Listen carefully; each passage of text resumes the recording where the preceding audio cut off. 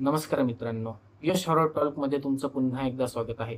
आज जी घटना मी तुम्हाला सांगणार आहे, ती घटना नाशिकच्या एका वाड्याची आहे. नाशिक पूर्वी एकदम मोकळं असायचं. म्हणजे सामसूम, चिटपाखरूही ना म्हणजे कुठे तुम्हाला दिसणार नाही. आता जसं नाशिक आपल्याला गजबजलेलं दिसतं, तसं पूर्वी नाशिक नव्हतं. जवळ-जवळ 50 ते 60 वर्षापूर्वीची ही गोष्ट आहे. तर मित्राच्या वडिलांसोबत ही घटना घडली होती. ते लहान असताना गावामध्ये गोदावरी परिसरामध्ये राहायचे. तर तिथे 40 वर्षापूर्वी एक मुलगा होता. अतिशय धाडसी मुलगा होता. तर त्याला ह्या गोष्टींवर अजिबात विश्वास नव्हता. तर असंच त्याच्या आजीने त्यांना एकदा गोष्ट सांगितली, की आपल्या गावामध्ये जो एक वाडा आहे, तो वाडा बऱ्याच वर्षापासून बंद आहे. असं म्हणतात, की तो वाडा फार अमानवी आहे. तिथे विचित्र लोकांचे आवाज येतात. बरेचसे लोक तिथे गेलेत, तर काही लोक वेडे झाले, काहींची स्मरणशक्ती गेली. असे त्या वाड्यामध्ये घटना घडतात. तर तेव्हा त्या माणसाने ती जी घटना होती ती त्याच्या मित्रांना सांगितली. ते तरुण रक्त असल्या कारणाने ते म्हणे, की "नाही असं काही नाही, असं तसं आहे." त्यातला एक मुलाने धाडस केलं, की आम्ही त्या वाड्यामध्ये तुम्हाला एक रात्रभर राहून दाखवेल. अशी त्याने मित्रांसोबत पैज लावली. मग तो एके दिवशी रात्री तो त्या वाड्यामध्ये गेला. वाड्याच्या खिडकीमधून त्याने उडी टाकली.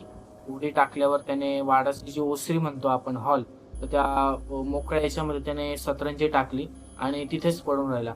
बराच वेळ तो तिथे झोपलेला होता. एक त्याच्यासोबत टॉर्च होती. त्याला काही झोप लागत नव्हती. भर उन्हाळ्याचे दिवस होते. थोड्या वेळानंतर त्याला इतका थंडी वाजायला लागली, तरुण एवढा गारटला, की अक्षरशः एखाद्या आपण थंड प्रदेशामध्ये आलो, एवढी थंडी तिथे त्याला वाजायला लागली. पण मग त्याने त्याने काही एवढं त्याच्यावर लक्ष दिलं नाही. थोड्या वेळाने अचानक त्याला वरच्या घरातून छन, छन, छन असा चालण्याचा आवाज यायला लागला. तर त्याने त्याला वाटलं की वरती काही मांजर वगैरे असेल. त्याने तेव्हाही लक्ष दिलं नाही. पण अचानक तो आवाज तो झोपलेला होता तर त्याच्या बाजूने कोणीतरी पैंजण घालून पळतंय असा त्याला आवाज यायला लागला. मग त्याने थोडासा उठला आणि त्याने आजूबाजूला घरामध्ये फिरला थोडासा. वरच्या रूममध्ये गेल्यानंतर त्याला मागून असं चालतोय आणि त्याच्या पाठीमागून कोणीतरी चालतंय असा त्याला भास झाला. त्याचा तिथेच थरकाप झाला. त्याला मागे वळायचं नव्हतं पण त्याने हिम्मत करून मागे वळाला. तर तिथे एक नऊवारी साडी घातलेली एक बाई होती. अ, जिचं जिला जी जमिनीपासून जवळ ते जवळ 2 ते 3 फूट अशी उंच हवेमध्ये तरंगत होती. तिचे पाय उलटे होते. तिने लाल रंगाची साडी घातलेली होती. असे मोकळे केस सोडलेले विचित्र दिसत होती आणि तिच्या शरीरावर असा एकदम जसं कुजलेलं मांस कसं असतं, त्याप्रमाणे तिचं शरीर दिसत होतं. त्याप्रमाणे त्याला तो वास येत होता. तो एवढा घाबरला त्याने तिथून पळ काढण्याचा प्रयत्न केला.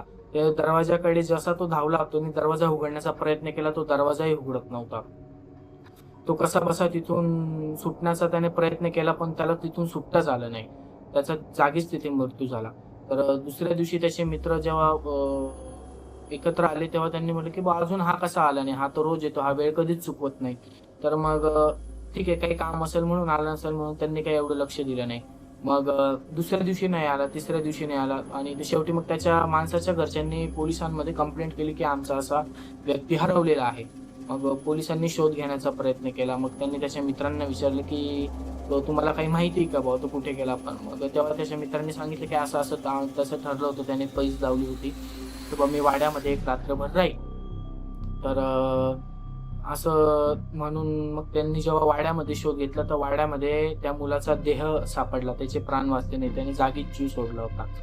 तर मग ही घटना झाल्यानंतर त्या वाड्याकडे परत कोणीच गेलं नाही. अगदी त्या बाजूला कोणी फिरकलं सुद्धा नाही. सकाळी सकाळी कोणी जात नव्हतं, संध्याकाळी असं म्हणजे रात्रीच्या त्या भागामध्ये कोणी जाण्याची हिंमत पण करत नव्हतं. पण बराचसा काळ उलटून गेला. म्हणजे 30-35 वर्षानंतर माझे काका आणि ते वयात आल्यानंतर त्यांच्या मित्रांमध्ये एकदा हीच अशी गोष्ट सांगितली, की "बुवा तो माणूस गेला होता, तर त्या माणसासोबत असं-असं झालं." मग हे मुलांना त्यावर विश्वास नव्हता म्हणून हे जे 3 मुलं होते यांनी ठरवले, की आपण रात्री त्या वाड्यात जाऊन बघायचं, की त्या वाड्यामध्ये नक्की काय आहे? तर यांचा दिवस ठरतो. त्या वाड्यामध्ये जाता. वाड्यामध्ये गेल्यावर मोठं कुलूप लावलेलं असतं. तर आणि जिथून त्या माणसाने आत गेला असतो ती जी खिडकी होती ती खिडकी पण पूर्णपणे लोकांनी पूर्णपणे पॅक केलेली होती. ते असं ठरवतात. मग ते एका आकडाच्या सहाय्याने गॅलरी त्यांची वाड्याच्या पाठीमागून एक गॅलरीसारखा भाग असतो. तिथे त्यांनी तो आकडा टाकला आणि त्या आकडाद्वारे त्या घरामध्ये चढले आणि घरामध्ये चढल्यानंतर घराच्या आत गेले. त्यांना एक जसं त्यांनी घराच्या आत शिरल्यावर त्यांना एक खुर्ची दिसली आणि त्या खुर्चीवर आहे ना एक माणूस बसलेला होता. तो माणूस त्यांना सांगतोय, की "इथे थांबू नका.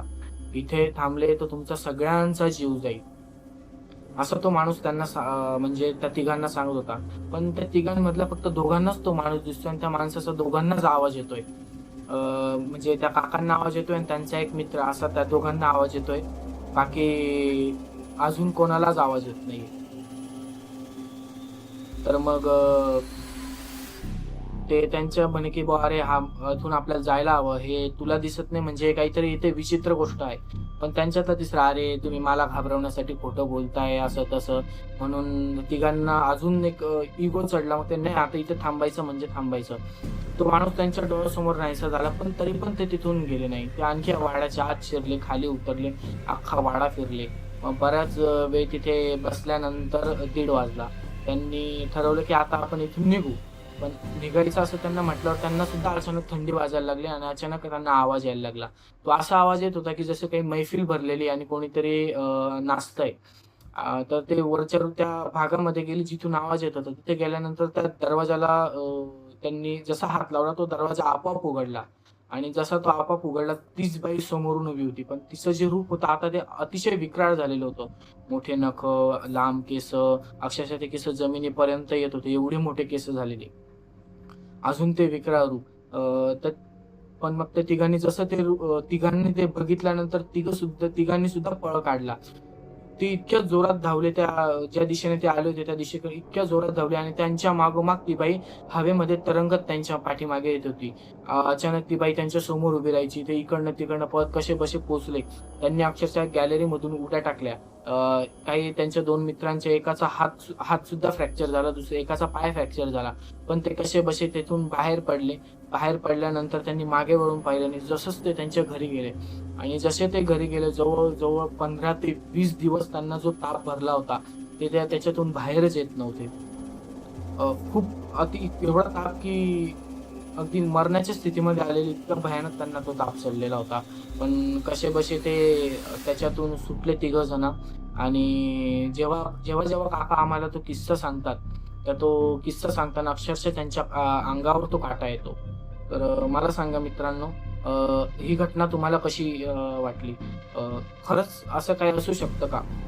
मला तुम्ही कमेंटमध्ये सांगा आणि घटना तुम्हाला आवडली असेल तर नक्कीच माझ्या चॅनलला सबस्क्राईब करा आणि हा व्हिडिओ तुम्ही Instagramवर बघत असाल तर नक्कीच Instaच्या पेजला तुम्ही फॉलो करा, लाईक करा आणि व्हिडिओ शेअर करा. आणि जर का तुमच्याकडे पण असे कोणतेही किस्से असतील, तर जर का ते तुम्हाला YouTubeवर सांगायचे असतील तर तुम्ही मला कमेंटमध्ये सांगा. आपण नक्कीच ते किस्से YouTubeवर घेण्याचा प्रयत्न करू. धन्यवाद.